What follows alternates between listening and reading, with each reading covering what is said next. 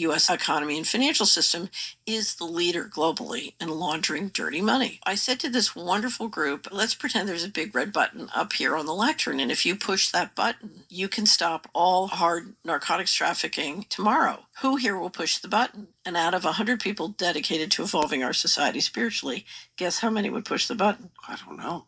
One. You suggested the control grid is in part designed to manage the population. So if you want to move people to a much lower economic footprint, having complete control is obviously very convenient. Okay, so the bottom line is the majority is about to get a lot poorer. So the question is, where's all this money going? And one of the things I've looked at is the underground base and city infrastructure and transportation system that's been built. What would be the purpose? I think if you're worried about a near extinction event. For doing this, you get, I know you worked on this for years, but you get the sense, if you're just a sort of aware person, that there is a concerted attempt by governments around the world to digitize commerce and to digitize currency and to basically control people through money. Correct. That's correct. Okay, so that was my first question. Is this happening? Am I imagining it? It's absolutely happening. And what's important to understand, it's been happening for a long time. In other words, this is like an invisible corral that they've been building around you for a long, long time. Because how do a few sneak up on the many? Well, you have to do it very quietly and visibly before you throw the trap. Smart. So essentially what they're building, because it's converting a currency system into a control system. So it's really the end of currency. And what they're doing is they've been building the different digital pieces. And when it integrates and comes together, then you literally have a digital concentration camp. It's complete and utter control. Otherwise known as the world. Here's the thing to understand. You and I grew up in a world where there was mass media, where you were pitching stories. So you had 57 varieties of ice cream and you're pitching them to 57 different niches, but you're still pitching to mass audiences. What we're talking about is a system where you can surveil, control, and influence one person at a time. And with AI and software, each person can have their custom surveillance, influence, nudging, and control system. And punishment. Yes. Enforcement. Because ultimately, if you control money, you can starve people to death. You can kill them. Right. So go back and think of the pandemic. So if I say you can't go more than a mile from your home, and I say you have to be mandated a pharmaceutical, then if you don't take the pharmaceutical, I can turn off your money. If you go more than a mile away from your home, your money and your credit cards won't work. So whatever rules I lay down, there's a wonderful example. The head of the Bank of International Settlements is the central bank of central banks. And it's been running the process to implement basically an all digital monetary system. And they have innovation hubs all over the world. They've been running this process for a long time. And in 2020, when the pandemic started, or it was October 2020, so the pandemic was underway, the general manager of the Bank of International Settlements was on an IMF panel. And in 1 minute, it's the first time in my life I ever saw a central banker tell the truth. I fell off my chair. And he said, the beauty of this is we can set the rules on how your money works, and we have the technology to enforce them. And what he was saying is literally from one place in, anywhere in the world where the technology exists, you can track each person individually. You can set a complex list of rules, like legislation, regulation, and administrative policy, and you can enforce them all with the technology with AI and software. So have you ever seen, there's a wonderful movie called The Lives of Others about the German Stasi and surveillance. It's about a group of artists and sort of creative, talented people who are under surveillance by the German Stasi. And you see what it's like to be under surveillance for 24/7. Think of each one of us. We're all under surveillance, not just by governments, but by corporations who are trying to do something. And it may not be anything nefarious. So 80 different companies are trying to sell you something, or 80 different companies are trying to get your data for some reason.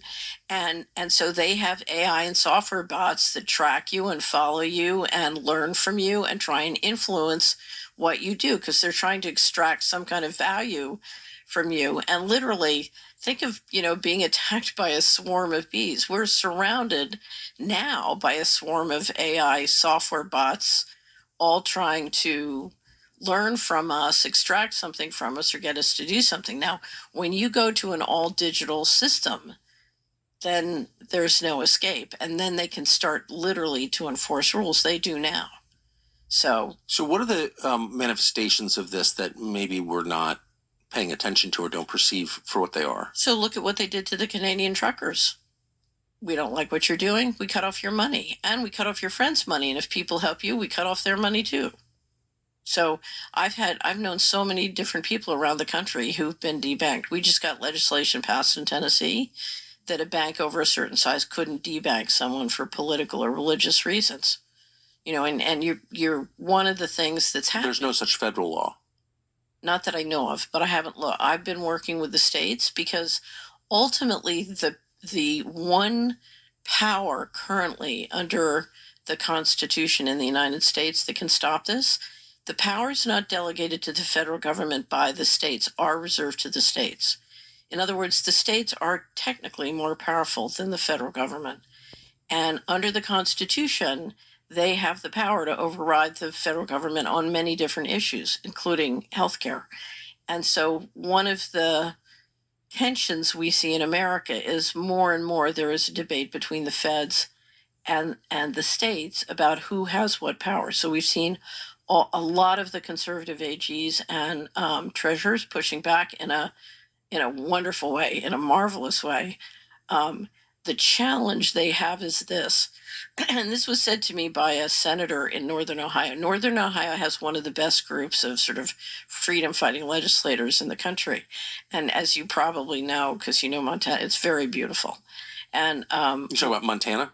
Idaho. Idaho. Okay. So, but it's right, it's right next to Montana. So one of the Idaho senators said to me, he said, my problem, every time I fight to implement the Constitution, he said, what I learn is every year we send $1 to Washington, and every year Washington sends back $1.19. And when I say I want to implement the Constitution, my constituents say to me, I'd rather have the 19 cents. Yeah. So what we've been watching literally since World War II is the federal government and a very, largesse, both monetary and fiscal policy, buying people out of the Constitution and buying the whole the federal government is right now operating so far outside the law. It's, how unbelievable it is. So that's the challenge before us. If we want to be free, we're going to have to decide we're not going to let ourselves be, it's like being sort of walked into the slaughterhouse. We're not going to walk into the slaughterhouse. But you don't even, I guess what bothers me about it, there's something wonderfully straightforward, horrifying, but wonderfully straightforward about just a conventional invasion where people show up with guns and tell you what to do, because at least you know who the enemy is. But there's something very scary in an insidious way about being lulled into slavery. Right. And the thing to understand about the lulling is the marketing plan works one person at a time. In other words, I buy with money. Your friend I buy by knocking them off. Or the other, your other friend I get a control file on.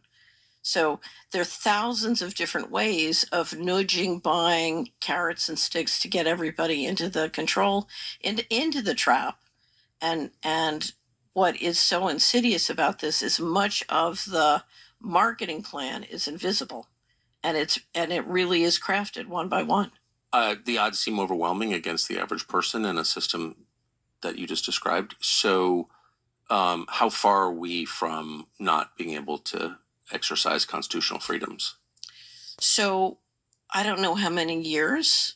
They're clearly pushing to have this done by 2030. And, what I do have to say is if you look at what it takes to stop it, I believe they're going to fail. Now, what I don't underestimate is how much damage they could do. And the failure may not come in time to save America.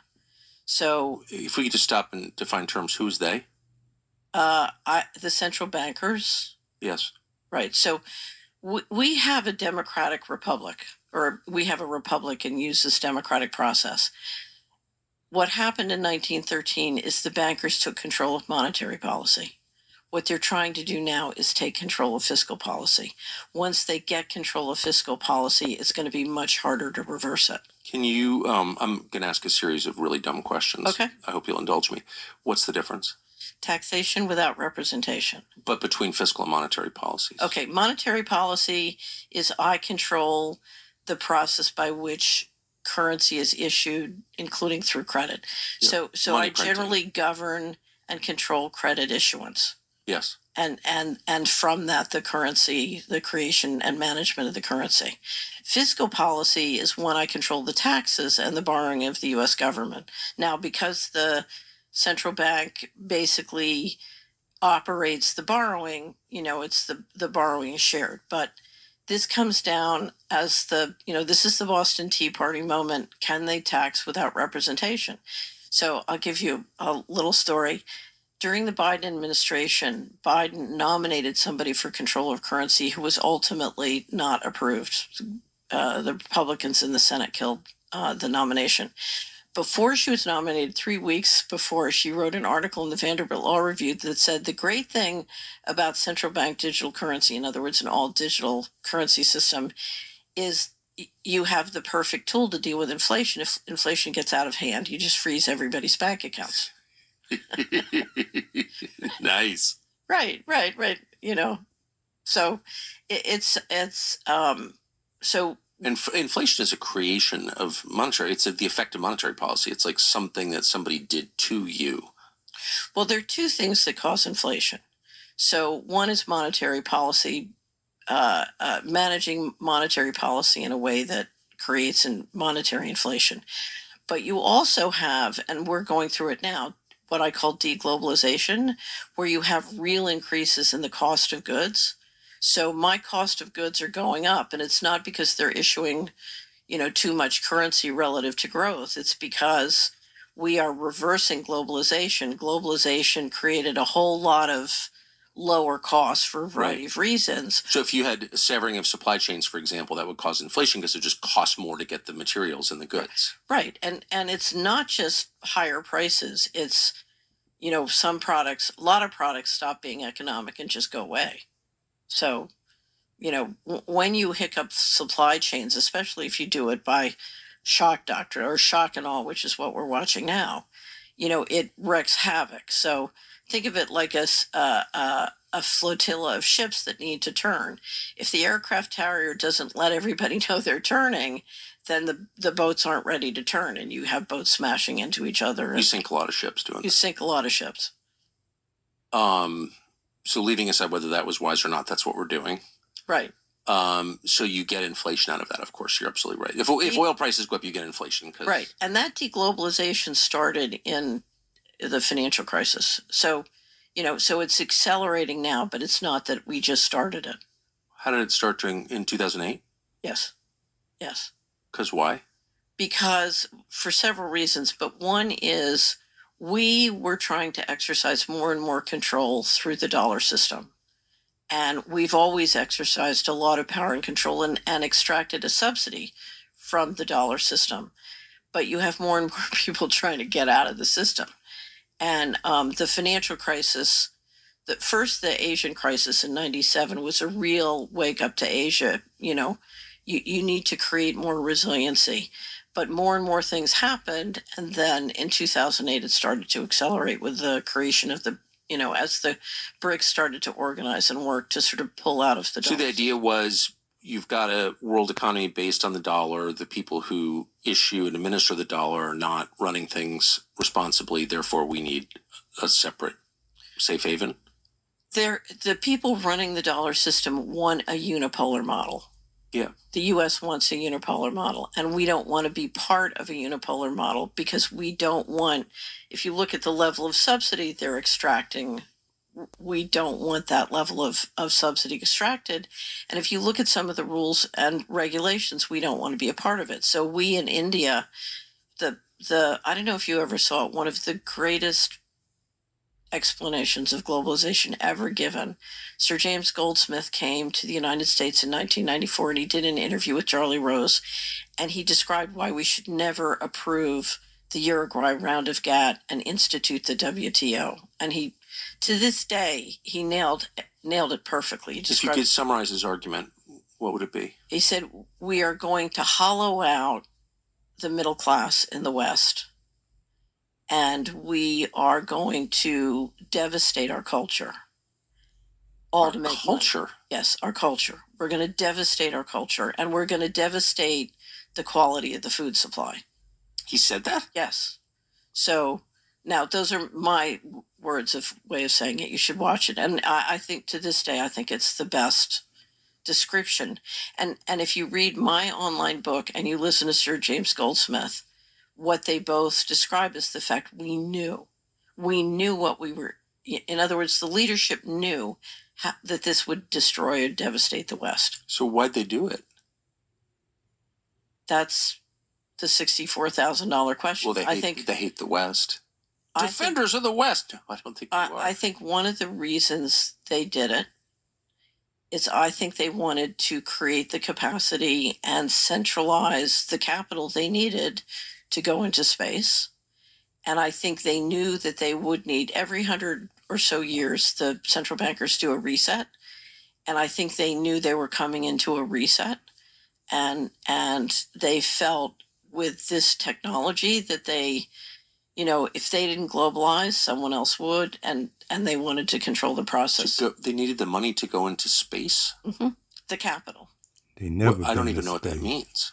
So I think they wanted to build the capacity to become a multiplanetary civilization. Really? Yeah. Spring and summer are such minutia in 1994. I never heard anybody say that. I had no idea that was happening. So I didn't become convinced of that in 1994. I became convinced. Were you still working for the federal government in 94? My company was the lead financial advisor for the Department of Housing and Urban Development. And I was trying to clean up the mortgage corruption. And what I ran smack into is that they were clearly and intentionally setting up the infrastructure to dramatically increase mortgage fraud. Intentionally. Mortgage fraud is a public-private partnership between the New York Fed member banks and the federal government. So the Treasury and the Fed were clearly engineering a massive new mortgage bubble. And essentially, I was doing a series of things. And that mortgage bubble was going to centralize capital. And I was working on a whole plan coming out of the Bush administration. We were taking all our profits and investing in building a software infrastructure that would help communities decentralize political and economic power, but in a way that would create new great wealth. And one of the projects we had was we were working with, I had a subsidiary that had a project working with the top pension fund leaders in the country.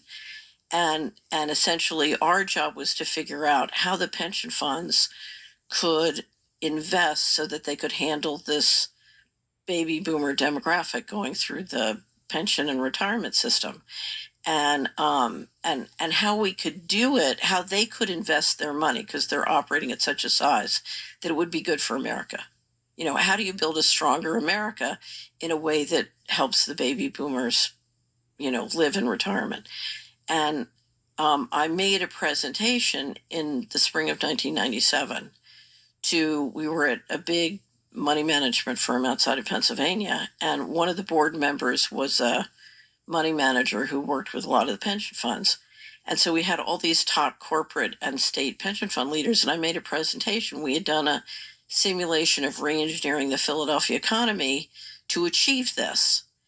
And the top pension fund leader looked at me and he said, "Oh my God, this is very similar to what we tried long ago and it didn't work." And I said, "You didn't have the internet. You didn't have the tools to get the average person's learning metabolism high enough, on an economic basis to do that. We had built a data servicing company in low-end low-income communities, and we were able to show how easily we could get the labor force or people on welfare off of welfare and making lots of money and being very productive at high speed. And he looked at me and he said, "You don't understand. It's too late." I said, "What do you mean it's too late?" He said, "They've given up on the country. They're moving all the money out starting in the fall." He said, "You've got to get to Nick Brady." Nick had been I had been a partner at Dillon Reed, and Nick had been the chairman of Dillon Reed before he became Secretary of Treasury. And at that point, Nick is out, but, sort of involved. Anyway, he said, you've got to get to Nick and let him know it's not hopeless. This can all be turned around. And I thought he meant we, the pension funds, have been instructed to reinvest equity and reallocate our equity into the emerging markets, which made sense because they had a much higher growth rate. What I didn't realize then was, and I realized shortly thereafter, in October of 1997, that's the beginning of the 1998 fiscal year, huge, enormous amounts of money started disappearing from the U.S. government. And literally, by the time of 9/11, there was 4.1 trillion missing from DOD and HUD. And if you remember, the day before 9/11, Donald Rumsfeld stood up and basically said, he did a press conference and he said, there's 2.3 trillion in undocumentable adjustments last year at DOD, and we're missing money, and it's worse than terrorism. And then, of course, I was working with a reporter on a huge story that would have published that Friday after 9/11 about the missing money. We'd been working on it for over a year, and she'd done 9 stories. I'd helped her do 9 stories because we were trying to get the General Accounting Office, now they call it the General Accountability Office, but we were trying to get both Congress and the GAO to do something about it and to try and stop it. Anyway, as you know. Yeah, priorities changed. Right. For reasons that we still don't understand. And I understand. Yeah, well, I don't think the average person, I think, sort of thinks, well, maybe there were 19 guys from Saudi or something. I call the Patriot Act the Control and Concentration of Cash Flow Act. Because one of the things that happened after 9/11, if you look at the history of the black budget and sort of secret financing that the government uses for secret and classified projects, that pot of money had grown and grown and grown, and it had become very dysfunctional to try and get that money. Mortgage fraud, I believe, was one of the biggest sources, and that's why what I was doing sort of went into the heart of the problem. But the Patriot Act and that whole process was very successful at moving a lot more money onto the budget. In other words, it made it much easier to get enormous amounts of money for the national security state as a result of what happened. Now, whenever you do an operation like this, you stack functions, so it's only one of many goals. But it was very successful. Well, it all went right over my head. I thought it was all about Muhammad Atta. I had no idea. I know you're laughing. I want to tell you my church story. Wait, hold on. There's so many threads here. Yeah, it's a lot of threads. Yeah, there's a lot of threads. I just want to let it continue to hang in the air, this question of space. You sort of threw that out parenthetically, but I've never heard that before. So you believe, going back 30 years, that people in the U.S. government and in the finance world wanted money for... Yeah, it wasn't U.S. government. It was the central banking. If you look at the group of people who meet through the BIS...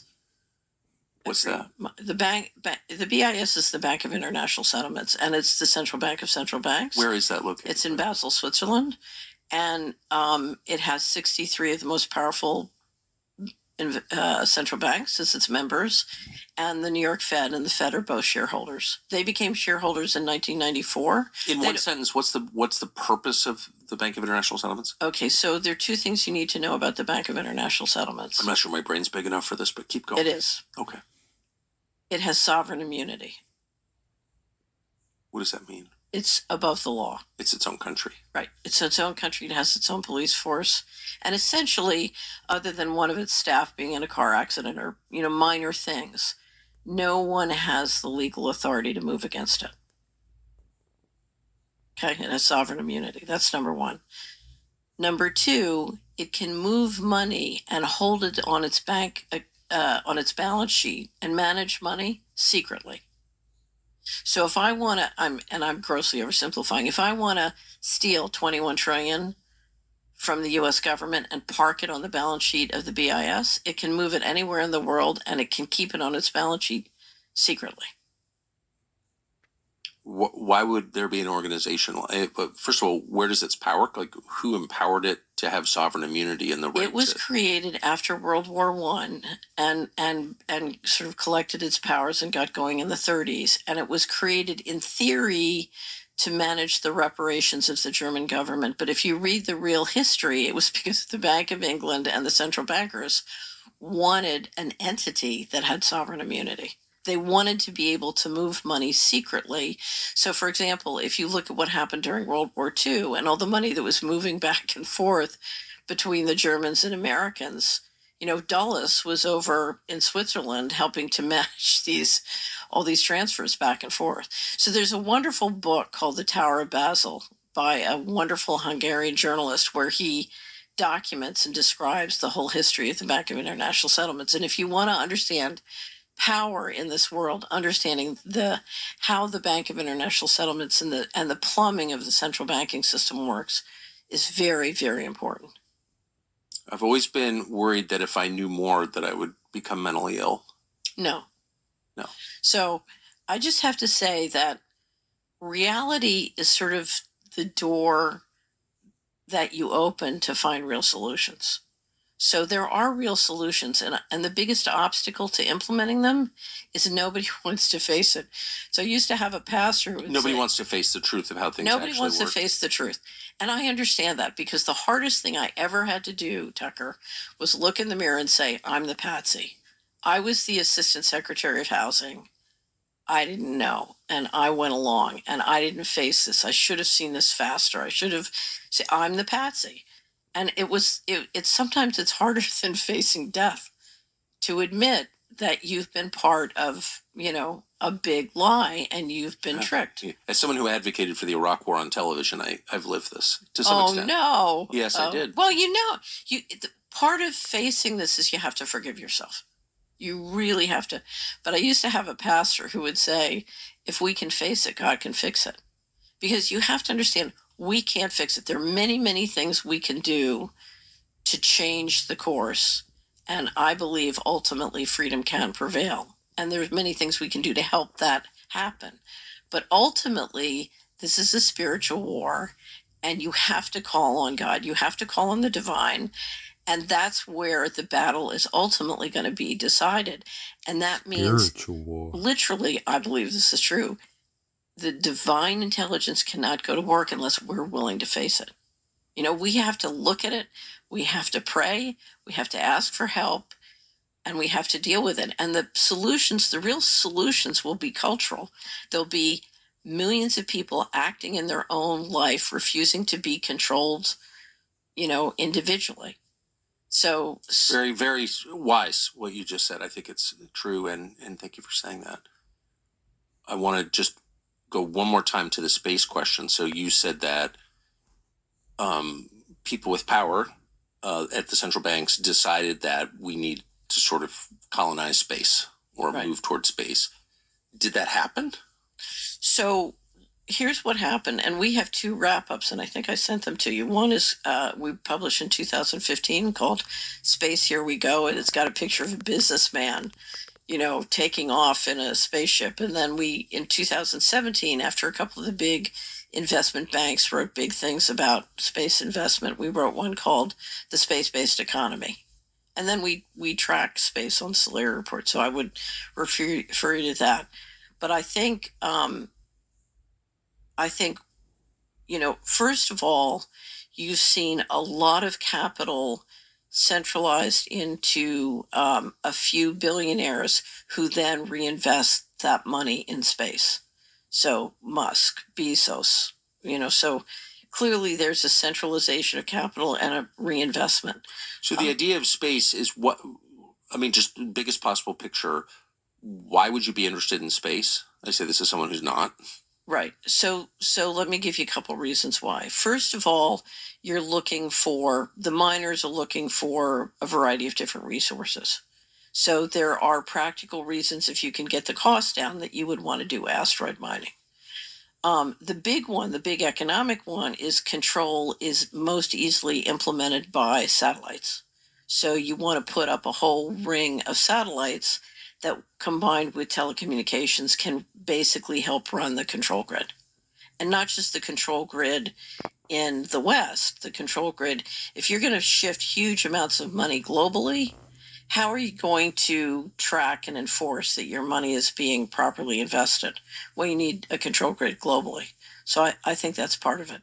The last thing, and I don't know the answer to this, is I think there is real concern about geophysical risks. Yeah. And one way to deal with that is to make sure we don't bet the ranch on one planet. So to that, if we could just linger on that, thank you for that. That all makes sense. If we just linger on one question, so geophysical risks. So we've been lectured for, 30 years now about climate change. Climate change is obviously an ongoing feature of life on this planet. The glaciers. It's just an op. So, well, of course, it's an op, and I think people have figured that out. Yeah. But that doesn't mean that smart, highly informed people aren't worried about geophysical risks. They are, and I know some of them. Right. So what do you think those risks are that honest, smart people who are interested in self-preservation and thriving, like what are the risks they're worried about? So I think the first is a solar minimum, where you get big drops in the economy and the agriculture, and you can't feed the population. Right. So because there are changes in climate because of the distance of the Earth from the sun. Right. And that changes. Right. So we know throughout history we go through periods of solar minimum. Solar minimum is the name? I think it's called solar minimum. I'm not an expert in any of this. So so they are worried about climate change, but they don't think it's coming from your suburban. Right. It's not coming from human behavior. Now, there are environmental problems coming from human behavior. For sure. And that's for sure. Right. So that's one. And do you think that risk is real? I don't know. For the record, I have one friend who's very well informed who has convinced me that is real. That they're very concerned about water. If you look at the history, of solar minimums, and you look at what it does to, there was a Russian, I can't remember if he's an economist or science, that did a lot of research on the stock market and solar activity, and if you're the central bankers and you're in charge of managing the financial system, that reality would make me very nervous.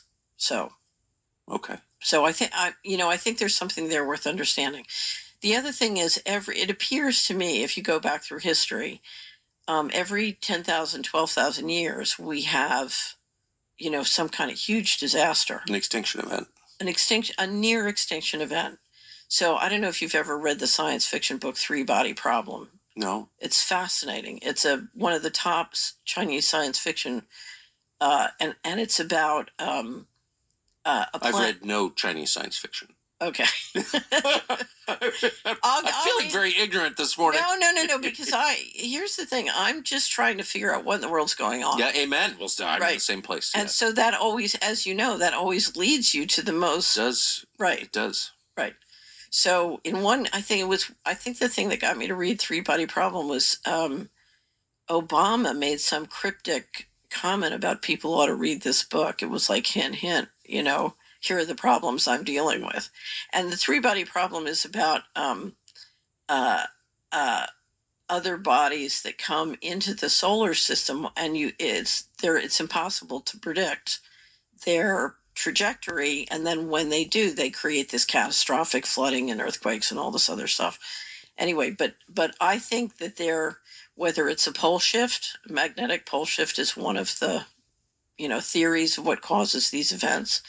But there is a history of near extinction events. And one of the things that I've looked at, because I'm trying to figure out, between fiscal 1998 and fiscal 2015, there were 21 trillion of undocumentable adjustments in the U.S. government. If you go to our website, missingmoney.solera.com, we have years and years of documentation, including the government financials that show this.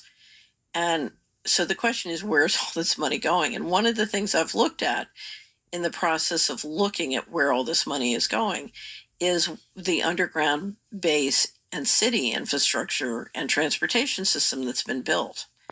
And I'm sorry. yes, so we have built an extraordinary number of underground bases and supposedly transportation systems. Some of these are a record of, some of these are documented as part of the national security infrastructure. I think there are many more. So in the United States? In the United States, on all over the world.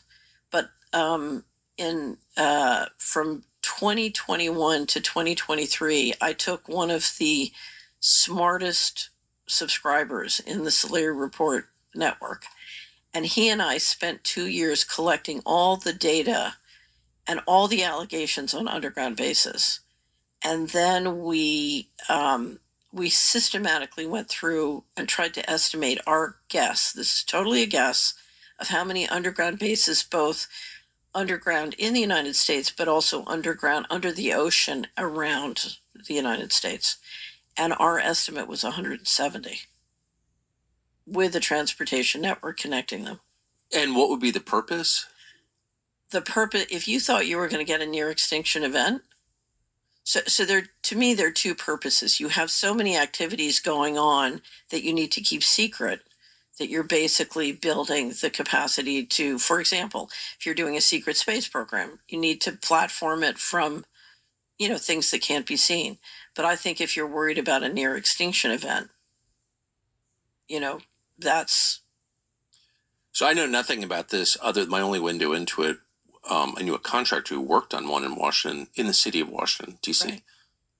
And I remember him telling me about a power box, like a transformer box on Constitution Avenue, that he told me, because he worked on it personally, was actually the exit, the egress from White House.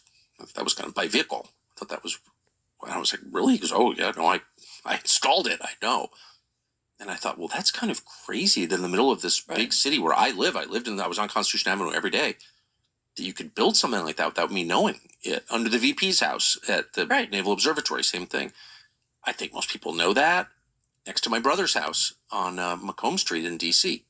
But that's, I always thought that was like preparation for nuclear war. Like, I didn't really think about it that much. Some of it is, it's preparation for catastrophe. So, but you think that there are facilities like that in other places outside D.C.? Oh, yeah. So if you're interested, we have a great interview. I did an interview of Richard Dolan on underground bases on the Solari Report, and it's sort of an introduction to the topic, and it's based on a lot of the research of a guy named Richard Souter, who is very hard to interview. So Richard kind of went through all the material, and clearly it's. I don't know if you ever saw, Washington Post did a project. It was in 2010 or 12 called Top Secret America. And one of the reporters, it was a team of 2 reporters, one of them put together a database of all the different top secret installations that had been built in the country, including since the Patriot Act. And what you saw was just this explosion of money in building so many both underground and above ground facilities. Not all sleep aids are made by pharmaceutical companies. I hate to say this, but I think it's true. If you're building a lot underground, you're on the wrong side. I don't think that's a good sign. So I'll tell you very funny. Right? Let's just the obvious first. That's not good. So I'll tell you a very funny story. So after I left the administration, after I left the Bush administration, I went on the board of Sallie Mae. And I'm on the board of Sallie Mae, and after one of the first meetings, there was a wonderful... You've been talking about underground bases and colonizing space, and you clearly seem totally sane, but I'm sure some people are like, well, she's obviously crazy. I should have set the stage at the beginning with your biography, like you're as mainstream, you're on the board of Sallie Mae. Sallie Mae, you're a partner at Dillon Read. It's like, right, you're not just like on the internet. Right. I'm sorry. I just want to say that. I just want to say that. This is like a former high-level federal official who's on the board of Sallie Mae and a partner at Dillon Read. Okay. Just want to say that out loud. Okay. So I'm on the board, and there was a lovely chairman, a really lovely guy. And he comes up, he says, "Can I talk to you after the meeting?" And I said, "Sure." And he pulls out this big glossy brochure for the Council on Foreign Relations. And he said, "The time has come for you to join." And he said, "We want you to ask Nick Brady, to sponsor you." And I said to him, "Sam, I just don't want to do this. I really don't want to do this." And he looked shocked and he said, "You don't understand. If you don't do this, you're out forever." And just at that moment, it's these moments when things come to you. I saw in my mind, I'm very pictorial. I saw in my mind a locker in the underground base, and they were taking my name off of the locker.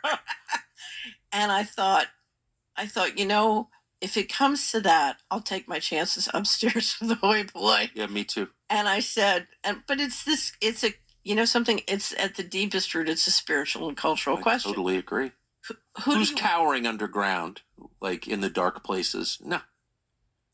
But to me, there's nothing wrong with going into a bunker if they're bombing. Okay. Yeah. I don't have a problem with that, but I really didn't want to be with all of them in a concentrated space. It was like, no, I'd rather. And you know them. You're not guessing at this. Like, you know a lot of these people. I know a lot of these people, and the one thing I will have to say, if there's anything I learned from my history, the problem is not they are bad and we are good. That's not how this works. The evil and the good is threaded at every level of society, every community, every enterprise. It doesn't work like that. Well, I'm not especially good. I know that. I know that for a fact. So I think you're pretty good. Yeah, but of course you know more about yourself than anyone else does, and I know what a flawed person I am. So I'll never declare myself on I'll never say God's on my side. I'll say I want to be on God's side, but right, exactly. It's an open question. Well, it's a journey. It's never over. Right. And we're not perfect, and you try every day to do as good as you can. And it's like baseball. You get some hits some days, and some days you strike out. So